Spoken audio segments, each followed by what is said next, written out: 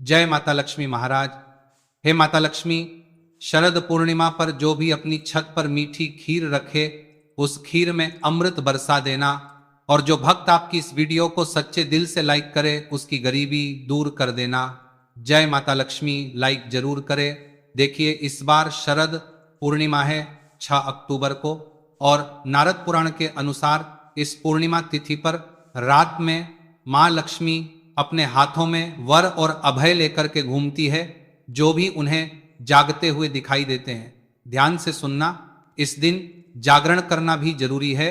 धर्मशास्त्र कहते हैं इस दिन व्यक्ति को नहीं सोना चाहिए, क्योंकि इस दिन महालक्ष्मी जो अपने हाथ में और अभय मुद्रा लेकर के घूमती है, और जो भी जागते भी दिखाई देते तो उनके घर में धन दौलत जितने भी आशीष है सब चीज दे देती है। तो देखिए, ध्यान से सुनना। शाम के समय चंद्र उदय होने पर शरद पूर्णिमा के दिन चांदी, सोने या मिट्टी के दीपक अपने घर में जरूर जलाना। शरद पूर्णिमा के दिन आपने बहुत से लोगों को छत पर खीर रखते हुए देखा होगा। कहा जाता है कि इस दिन आसमान से अमृत की वर्षा होती है। ऐसे में जो भी इस चंद्रमा के नीचे रख कर के खीर खाता है उसे किसी भी प्रकार की बीमारी नहीं होने देता, और कलयुग में सबसे ज्यादा बीमारी होना शुरू हो चुका है। देखिए, स्वास्थ्य से बढ़कर के कोई भी बड़ा धन नहीं होता, सेहत ही मनुष्य का सबसे बड़ा धन होता है। आपने कई पौराणिक कथा में शरद पूर्णिमा के दिन खीर खाने के बारे में जरूर सुना होगा। शरद पूर्णिमा के दिन ऐसा माना जाता है जो भी व्यक्ति चांद की रोशनी में रखी खीर को अगर खाते हैं तो ऐसे व्यक्ति आजीवन बीमारी से बचे रहते हैं। ऐसे व्यक्ति को जल्दी बुढ़ापा नहीं आता। अगर आप चाहते हैं कि आजीवन आपको लंबे समय से बीमारी कोई ग्रसित ना करें, या फिर जो लोग बीमार पड़े हैं ऐसे व्यक्ति को यह खीर खिला देते हैं तो जल्द ही उनके स्वास्थ्य में सुधार आना शुरू हो जाते हैं। आइए, आज मैं आप लोगों को शरद पूर्णिमा से संबंधित कथा भी बताऊंगा, और शरद पूर्णिमा के दिन कौन से ऐसे उपाय करना चाहिए जिससे हमारे घर में श्री की वृद्धि हो, अर्थात की प्राप्ति हो। इस वीडियो में सारी जानकारी बताऊंगा। हाँ, आप सभी दर्शकों से गुजारिश करना चाहूंगा, इस वीडियो को अपने फायदे के लिए ध्यान से जरूर देखना। अगर आप जो है आज की वीडियो मिस कर देते हैं तो फिर शरद पूर्णिमा के दिन मिलने वाले फायदे के लिए बारे में अनजान रह जाएंगे, क्योंकि इस दिन चंद्रमा 16 कला से परिपूर्ण रहता है। इसलिए इस दिन कोई भी उपाय करेंगे वह जल्दी फलकारी होता है। तो देखिए, ध्यान से सुनना। कथा, जब द्वापर में भगवान श्री कृष्ण का जन्म हुआ तब मां लक्ष्मी राधा रूप में अवतरित हुई, और भगवान श्री कृष्ण और राधा की अद्भुत रासलीला की जो आरंभ है ये शरद पूर्णिमा के दिन ही माना जाता है। और ऐसी भी मान्यता है कि शरद पूर्णिमा की रात को ही भगवान श्री कृष्ण ने महाराजस किया था। भगवान श्री कृष्ण ने बंसी बजा करके गोपियों को अपने पास बुलाया था और ईश्वरीय अमृत पान कराया था।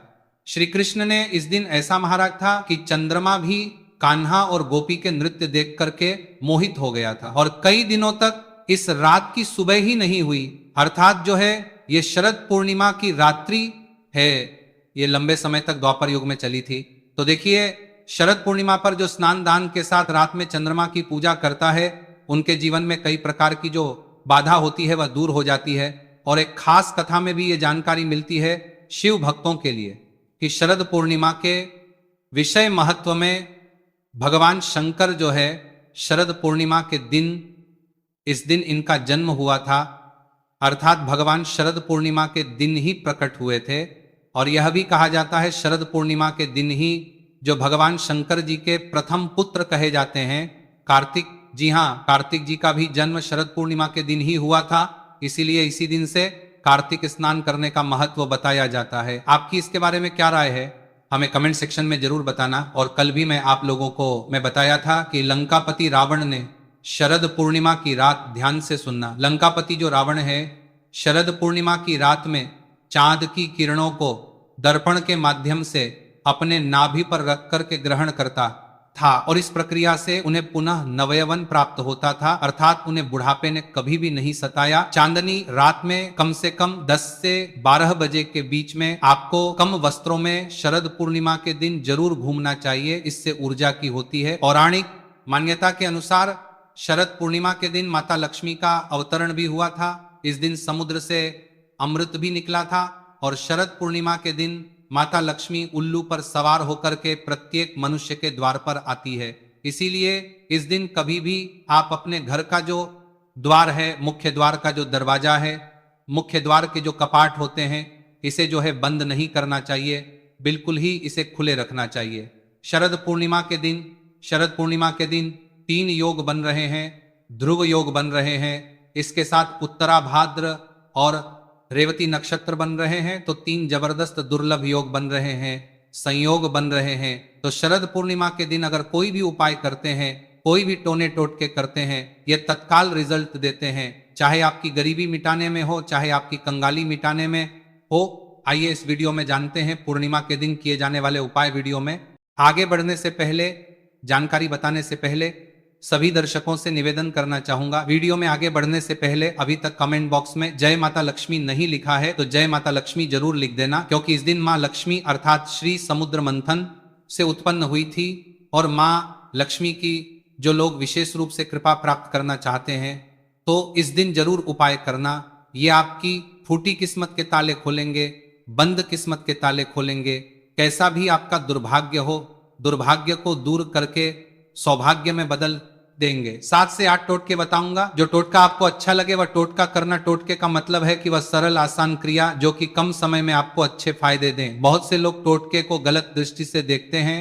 टोटके हम उसे बोल सकते हैं जो कि कम समय में आपको अच्छे परिणाम दे, अच्छे फल दे। तो आपको करना क्या है, चंद्र उदय के बाद गंगाजल को चांद की रोशनी में रखना है। ध्यान से सुनना, अगर आप चाहते हैं कि आपके घर का वास्तु मजबूत हो जाए, आपके घर में किसी प्रकार की नकारात्मक शक्ति हो वह समाप्त हो जाए, तो चंद्र उदय के बाद गंगाजल को चांद की रोशनी में 10 से 15 मिनट तक रहने देना है और आपको उसी टाइम में रात्रिकालीन में ही आपको जो गंगाजल रखा है इसका छिड़काव पूरे घर में करना है। तो ऐसा माना जाता है इस उपाय से पूर्ण रूप से घर का शुद्धिकरण होता है और जो घर शुद्ध हो जाए ऐसे घर में स्वतः ही लक्ष्मी है। और इस प्रकार के उपाय अगर इस दिन किए जाए तो महालक्ष्मी ऐसे घर में स्वतः ही बिना बुलाए आ जाती है। रात 11 से 1 बजे के बीच खुले आसमान के नीचे चांदनी रात में उत्तर दिशा की ओर मुंह करके आपको बैठना है और महालक्ष्मी के आपको मंत्र का जाप करना है।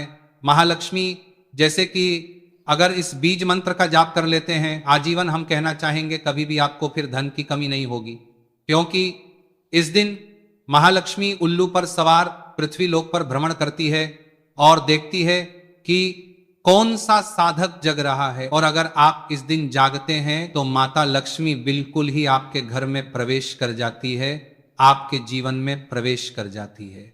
और ऐसा माना जाता है शरद पूर्णिमा की रात्रि को अगर कोई भी व्यक्ति चांद को निहारते हुए लंबे समय तक चांद को बिल्कुल ही एकटक देखता है, अर्थात अपनी पलक भी नहीं झपका, तो ऐसे व्यक्ति की जो दृष्टि होती है, जो देखने क्षमता होती है, ये गिद्ध जैसी बढ़ जाती है। जिनको रोशनी की परेशानी हो, अर्थात दूर की वस्तु दिखाई नहीं देती, या फिर ऐसे बहुत से लोग हो जाते हैं ना जो बोलते हैं गुरुजी हमारी आंखों में कमजोरी है, तो ये उपाय करने से, क्योंकि इस दिन 16 कला से परिपूर्ण हो रहे हैं।